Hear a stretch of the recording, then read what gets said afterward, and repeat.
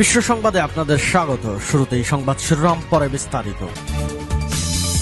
জানিয়ে দেব হাতে থাকা এ মুহূর্ত পর্যন্ত আন্তর্জাতিক গুরুত্বপূর্ণ সংবাদসমূহ। শুরুতেই সংবাদ শিরোনাম। ইরানের পারমাণবিক নীতিতে আসছে পরিবর্তন।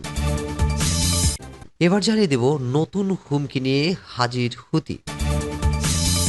জানিয়ে দেব রাফায় আরও বড় হামলার প্রস্তুতি ইসরায়েলের। এরপর জানিয়ে দেব অস্ত্র বন্ধ রাখবে যুক্তরাষ্ট্র, বাইডেনকে হুমকি দিলেন নেতানিয়াহু। এবং সর্বশেষ জানিয়ে দেব ভিন্ন উপায়ে গাজায় ত্রাণ দেবে আমেরিকা। শুনছিলেন সংবাদ শিরোনাম, এখন বিস্তারিত। ইরানের পারমাণবিক নীতিতে বদল আসছে। অস্তিত্ব রক্ষায় ইরান পারমাণবিক নীতি পরিবর্তন করতে পারে। দেশটি ঝুঁকতে পারে পরমাণু অস্ত্র বানানোর দিকে।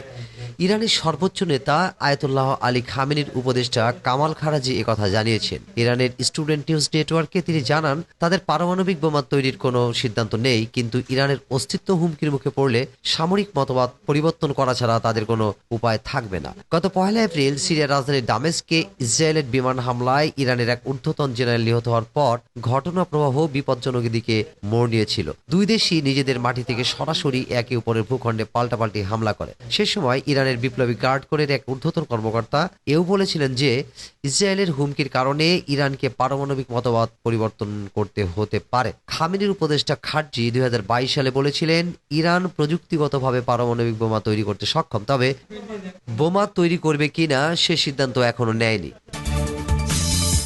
নতুন হুমকি নিয়ে হাজির হুতি। ইসরায়েলে পণ্য সরবরাহ করা যে কোনো জাহাজকে হামলার লক্ষ্যবস্তু করার ঘোষণা দিয়েছে ইয়েমেনের হুতি গোষ্ঠীর প্রধান নেতা আব্দুল মালিক আল হুতি। তিনি বলেন, গাজার দক্ষিণাঞ্চল রাফা নগরীতে ইসরায়েলের আগ্রাসনের জবাবে এ নিয়ে চতুর্থ ধাপে হামলার তীব্রতা বাড়ানো হচ্ছে। এরপর পঞ্চম এবং ষষ্ঠ ধাপের হামলার পরিকল্পনার কথাও জানান হুতি নেতা। লোহিত সাগরে হুতির একের পর এক হামলায় বৈশ্বিক জাহাজ চলাচল ব্যাহত হয়েছে, ক্ষতিগ্রস্ত হয়েছে বাণিজ্য। হামলা এড়াতে দক্ষিণ আফ্রিকার আশেপাশে দীর্ঘ ও ব্যয়বহুল জাহাজ চলাচল রুট ব্যবহার করতে বাধ্য হয়েছে অনেক কোম্পানি। জাহাজে হুতি হামলার কারণে ইসরায়েল হামাস যুদ্ধ আরও ছড়িয়ে পড়ে মধ্যপ্রাচ্য পরিস্থিতি অস্থিতিশীল হয়ে পড়ার আশঙ্কা সৃষ্টি হয়েছে। হুতিদের থামাতে ইয়েমেনের বিভিন্ন লক্ষ্যে পাল্টা হামলা চালিয়েছে যুক্তরাষ্ট্র ও ব্রিটেন, কিন্তু টানা হামলার পরও ইরান সমর্থিত এই হুতি গোষ্ঠীকে থামানো যায়নি।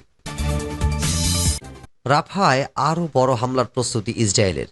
ফিলিস্তিনের গাজার রাফার পূর্বাঞ্চলে গত বুধবার রাতভর বিরামহীন গোলাবর্ষণ করেছে ইসরায়েল। অস্ত্রের চালান বন্ধে যুক্তরাষ্ট্রের হুমকি উপেক্ষা করে আরও বড় ধরনের হামলা চালাতে সীমান্তে বিপুল সংখ্যক ট্যাঙ্ক সহ যুদ্ধ সরঞ্জাম ও সেনা জড়ো করেছে দেশটি। এদিকে গাজায় সর্বশেষ 24 ঘন্টায় ইসরায়েলি বাহিনীর হামলায় কমপক্ষে 60 ফিলিস্তিনি নিহত হয়েছেন। গাজার স্বাস্থ্য মন্ত্রণালয় গতকাল বৃহস্পতিবার একথা জানিয়েছে। এ নিয়ে গত 7 অক্টোবর থেকে গাজার ইসরায়েলি হামলায় 34,904 জন নিহত হয়েছেন। নিহত ফিলিস্তিনিদের 70% নারী এবং শিশু। রাফার পূর্বাঞ্চলে রাতভর বিরামহীন হামলার পর বৃহস্পতিবার সকালে সেখানকার কুয়েত বিশেষায়িত হাসপাতালে 3টি মরদেহ নিয়ে আসা হয়। ব্যাগ থেকে মরদেহগুলো বের করতে দেখা যায় এক শিশুর নিথর দেহ। গাজার দক্ষিণাঞ্চল রাফায় এখন শুধু কুয়েতি হাসপাতালই পুরোপুরি সচল রয়েছে। গাজার দক্ষিণের হাসপাতাল সচল রাখতে মাত্র 3 দিনের জ্বালানি অবশিষ্ট আছে বলে জানিয়েছে বিশ্ব স্বাস্থ্য সংস্থা। রাফার পশ্চিম অঞ্চলে হামলা চালিয়েছে ইসরায়েলি বাহিনী। বুধবার তাল আল সুলতান এলাকায় ইসরায়েলি বাহিনীর হামলায় 4 জন নিহত হন, আহত হন 25 জন। কুয়েতি হাসপাতাল একথা জানিয়েছে। ফিলিস্তিনি শরণার্থী বিষয়ক জাতিসংঘের সংস্থা UNRWA এর যোগাযোগ কর্মকর্তা লুইস ওয়াটারিস বলেন, গত 24 ঘন্টায় রাফায় ব্যাপক বোমা হামলা চালিয়েছে ইসরায়েলি বাহিনী, যা ওই এলাকায় গত 2 সপ্তাহে চালানো হামলার সমান। রাফার পূর্বাঞ্চল থেকে বাসিন্দাদের সরে যেতে গত সোমবার নির্দেশ দেয় ইসরায়েলি বাহিনী। ওই দিন রাতেই সেখানে ঢুকে পড়ে ইসরায়েলের ট্যাঙ্ক। পরদিন মিশর সীমান্তবর্তী রাফা ক্রসিং দখলে নেয় ইসরায়েলি বাহিনী। এতে বাকি বিশ্ব থেকে কার্যত বিচ্ছিন্ন হয়ে যায় অবরুদ্ধ গাজা। এছাড়া টানা 4র্থ দিনের মতো গতকালও বন্ধ ছিল গাজার ইসরায়েলি সীমান্তবর্তী কায়েম সায়েম ক্রসিং। সেখানে জর্ডানের পাঠানো ত্রাণভর আটকে দিয়েছে ইসরায়েলি বিক্ষোভকারীরা। রাফা ও কারেম সালেম ক্রসিং বন্ধ হয়ে যাওয়ায় গাজার বাইরে থেকে সব ধরনের ত্রাণ সরবরাহ বন্ধ হয়ে গেছে। এদিকে ইসরায়েলি বাহিনী হামলার মুখে মরিয়া হয়ে রাফা ছাড়ছেন বাসিন্দারা। রাফার পূর্বাঞ্চলের কিছু এলাকা পুরোপুরি জনশূন্য হয়ে পড়ে। সোমবার থেকে প্রায় 79,000 ফিলিস্তিনি রাফা ছেড়ে গেছেন বলে UNRWA জানিয়েছে। যুক্তরাষ্ট্রের প্রেসিডেন্ট জো বাইডেন বলেছেন, ইসরায়েল যদি রাফায় বড় ধরনের অভিযান চালায় তাহলে তিনি দেশটিতে মার্কিন অস্ত্র সরবরাহ বন্ধ করে দেবেন। বুধবার CNN-কে দেওয়া এক সাক্ষাৎকারে পারে মিত্র ইসরায়েলকে এই হুঁশিয়ারি দেন তিনি। গাজা যুদ্ধ শুরুর পর বাইডেন এই প্রথম প্রকাশ্যে সরাসরি ইসরায়েলকে সতর্ক করলেন। বাইডেন স্বীকার করেন, গাজায় বেসামরিক মানুষ হত্যায় মার্কিন অস্ত্র ব্যবহার করছে ইসরায়েল। রাফায় বড় ধরনের সামরিক অভিযান চালাতে ইসরায়েলের প্রস্তুতির প্রেক্ষাপটে যুক্তরাষ্ট্র গত সপ্তাহে মার্কিন বোমার একটি বড় চালান স্থগিত করা হয়। ওই ঘটনার পর এবার বাইডেনের কাছ থেকে নতুন হুঁশিয়ারি এলো। এদিকে বাইডেনের হুঁশিয়ারি সত্ত্বেও গাজায় বড় ধরনের অভিযান চালানোর প্রস্তুতি নিচ্ছে ইসরায়েল। রয়টার্সের এক প্রতিবেদনে বলা হয়েছে, রাফা সীমান্তবর্তী এলাকায় বিপুল সংখ্যক ট্যাঙ্ক ও সাজোয়া যান জড়ো করেছে ইসরায়েলি বাহিনী। অস্ত্র বন্ধ রাখবে যুক্তরাষ্ট্র, বাইডেনকে হুমকি দিলেন নেতানিয়াহু। গাজার রাফায় সেনা অভিযান চালালে ইসরায়েলকে অস্ত্র দেবে না যুক্তরাষ্ট্র। মার্কিন প্রেসিডেন্ট জো বাইডেনের প্রশাসন এমন ঘোষণা দেওয়ার পর আরও বেঁকে বসেছেন ইসরায়েলি প্রধানমন্ত্রী বেঞ্জামিন নেতানিয়াহু। এরই মধ্যে ইসরায়েলকে বোমা সরবরাহ করা বন্ধ রেখেছে যুক্তরাষ্ট্র। বৃহস্পতিবার নেতানিয়াহু ঘোষণা দিয়েছেন, ইসরায়েল একাই লড়বে। তিনি বলেন, যদি আমাদের দরকার পড়ে আমরা একাই লড়ব। আমি বলছি, যদি প্রয়োজন হয় আমরা আমাদের হাতের আঙুলের নখ দিয়েই লড়াই করব। নেতানিয়াহু 1948 সালের প্রসঙ্গ টেনে মার্কিন চোখ রাঙানি গায়ে মাখেনি। তিনি বলেন, ৭৬ বছর আগের স্বাধীনতা যুদ্ধের সময় আমরা ছিলাম কয়েকজন, বিপক্ষে ছিল অনেকেই। আমাদের অস্ত্র ছিল না, ইসরায়েলের উপর অস্ত্র নিষেধাজ্ঞা ছিল, তবে আমাদের মধ্যে চরম উদ্যম, নায়কত্ব ও একতা ছিল। আমরা জয়ী হয়েছিলাম। তিনি আরো বলেন, মার্কিন অস্ত্রের চেয়েও বেশি কিছু করার ক্ষমতা ইসরায়েলিদের নখের আছে। সূত্র রয়টার্স। ভিন্ন উপায়ে গাজায় ত্রাণ দেবে আমেরিকা।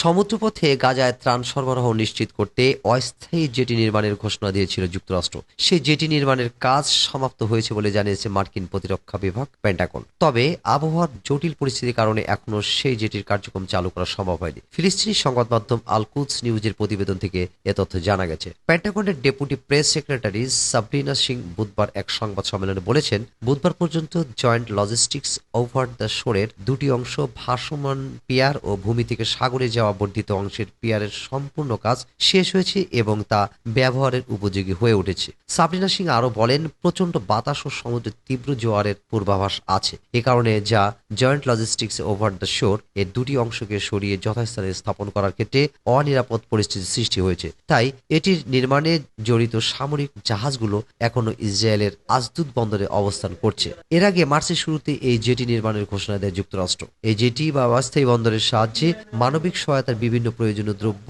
খাদ্য, পানি, ঔষধ ও অস্থায়ী আশ্রয়ের জন্য প্রয়োজনীয় সরঞ্জাম সহ বিভিন্ন সহায়তা দেওয়া হবে বলে জানিয়েছে ওই কর্মকর্তা। এই বন্দর ও জেটি থেকে যেন শখানেক ট্রাক একযোগে ত্রাণ সহায়তা বহন করতে পারে, সেই সক্ষমতা দিয়েই তৈরি করা হয়েছে জানিয়ে পেন্টাগনের এই কর্মকর্তা বলেন, গাজা নিরাপত্তার বিষয়গুলো নিয়ে ইসরায়েলের সঙ্গে কাজ করব আমরা এবং ত্রাণ বিতরণে জাতিসংঘ ও অন্যান্য মানবিক সহায়তা দেওয়া এনজিওগুলোকেও সহায়তা করব। তবে গাজার অভ্যন্তরে মার্কিন সৈন্যরা সরাসরি কোনো কাজে অংশ নেবে না। বিষয়টি নিশ্চিত করে কর্মকর্তা আরও জানিয়েছেন, গাজার বেসামরিক নাগরিকদের জরুরি প্রয়োজনগুলো মেটানোর পাশাপাশি ত্রাণ সহায়তা দেওয়া সংস্থাগুলোর কর্মকর্তাদের নিরাপত্তা নিশ্চিতের বিষয়েও কাজ করবে যুক্তরাষ্ট্র।